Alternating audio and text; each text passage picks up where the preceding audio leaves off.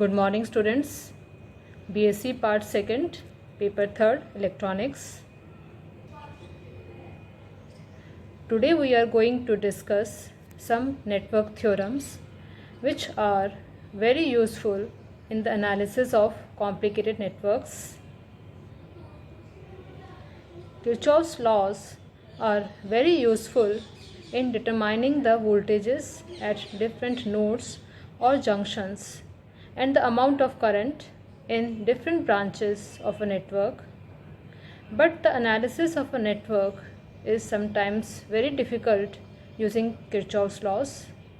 So the analysis of such a network becomes quite easy with the help of certain network theorems, which we are going to discuss here.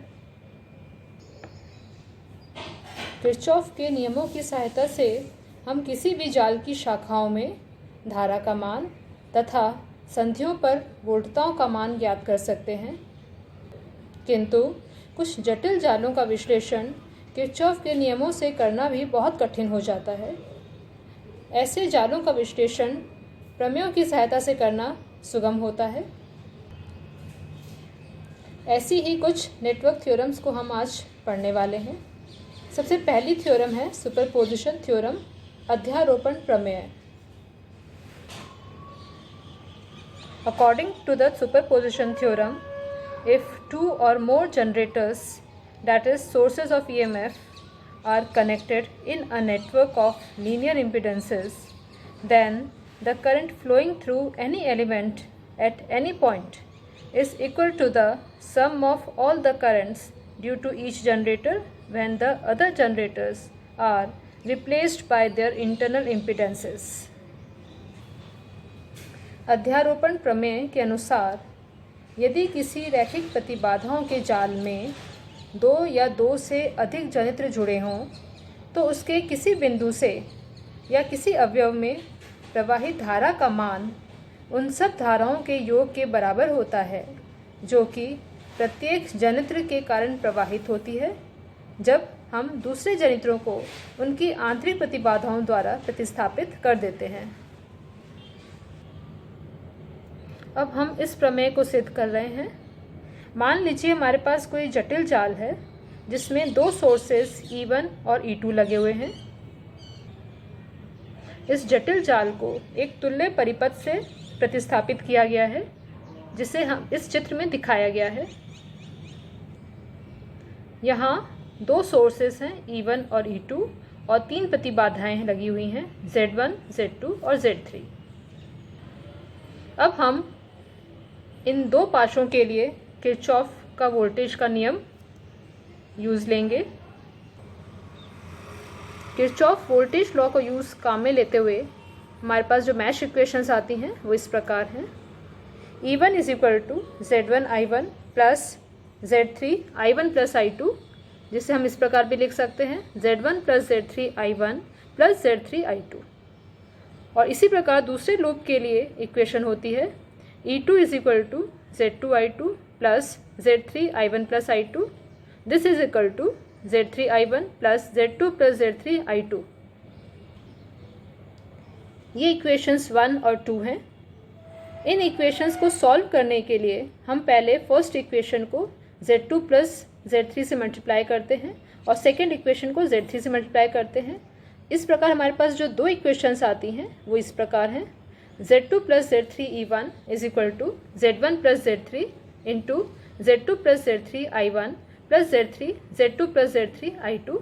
और दूसरी equation है Z3 E2 is equal to Z3 square I1 plus Z2 plus Z3 I2।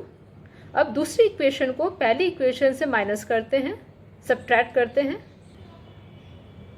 Second equation को first equation से minus करने पर हमें I1 का मान प्राप्त होता है जो इस प्रकार है I1 is equal to Z2 plus Z3 E1 divided by Z1 Z2 plus Z2 Z3 plus Z1 Z3 minus Z3 E2 divided by Z1 Z2 plus Z2 Z3 plus Z1 Z3।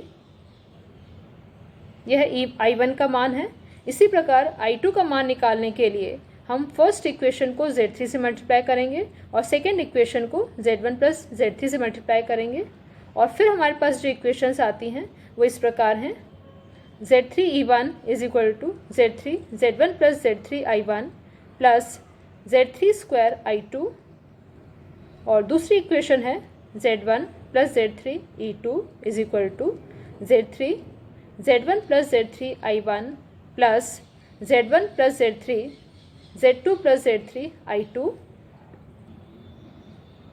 यहाँ भी दूसरी equation को पहली equation से minus करने पर हमें I2 का मान प्राप्त होता है, जो इस प्रकार है, I2 is equal to minus Z3E1 divided by Z1 Z2 plus Z2 Z3 plus Z1 Z3 plus Z1 plus Z3E2 divided by Z1 Z2 plus Z2 Z3 plus Z1 Z3। यह इक्वेशन 4 है।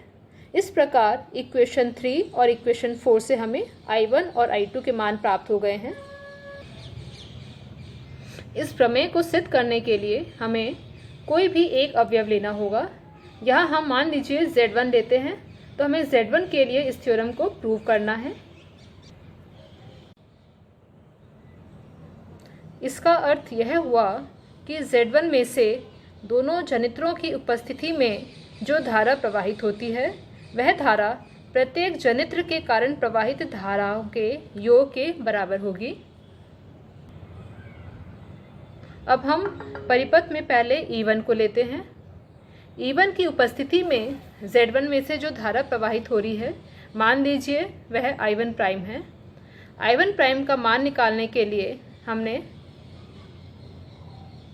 लिखा I1 prime is equal to E1 upon Z1 plus Z2 Z3 upon Z2 plus Z3।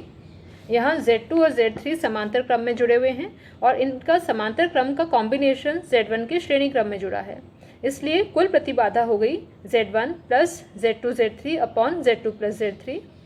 इससे I1 prime का मान आता है E1 Z2 plus Z3 divided by Z1 Z2 plus Z1 Z3 plus Z2 Z3।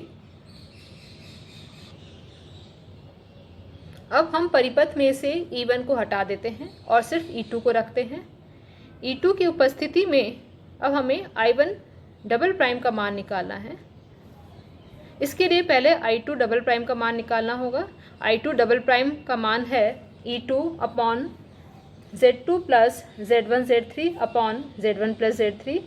E2 धारक E2 जंत्र के लिए अब Z1 और Z3 समांतर क्रम में है और इनके समांतर क्रम का कॉम्बिनेशन Z2 के श्रेणी क्रम में जुड़ा है, इसलिए E2 जनित्र के लिए परिपथ की कुल प्रतिबाधा हो जाएगी Z2 plus Z1 Z3 upon Z1 plus Z3 और I2 डबल प्राइम का मान आ जाता है E2 Z1 plus Z3 divided by Z1 Z2 plus Z1 Z3 plus Z2 Z3। अब हमें I1 डबल प्राइम का मान निकालना है। परिपथ में देखकर ये स्पष्ट है कि I2 डबल प्राइम यह धारा Z1 और Z3 दोनों में विभाजित हो गई है। Z1 में जो धारा गई है वह I1 डबल प्राइम है और Z3 में जो धारा गई है वह I2 double prime minus I1 double prime है। इन दोनों धाराओं का जो रेशियो है वह प्रतिबाधाओं के रेशियो के इन्वर्सली प्रोपोर्शनल होगा। इससे I1 डबल प्राइम का मान निकल के सामने आता है, तो I1 डबल प्राइम का मान हो गया Z3 I2 double prime divided by Z1 plus Z3। इस एक्सप्रेशन में I2 डबल प्राइम का मान रखते हैं तो हमें I1 डबल प्राइम का मान मिल जाता है। तो I1 double prime is equal to Z3E2 divided by Z1 Z2 plus Z2 Z3 plus Z1 Z3।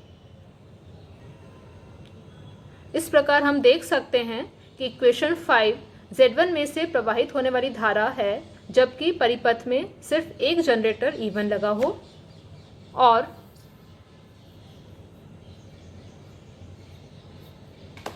Expression 6 Z1 में से प्रवाहित धारा है जब परिपथ में E1 नहीं लगा होता है और सिर्फ E2 जनित्र लगा होता है।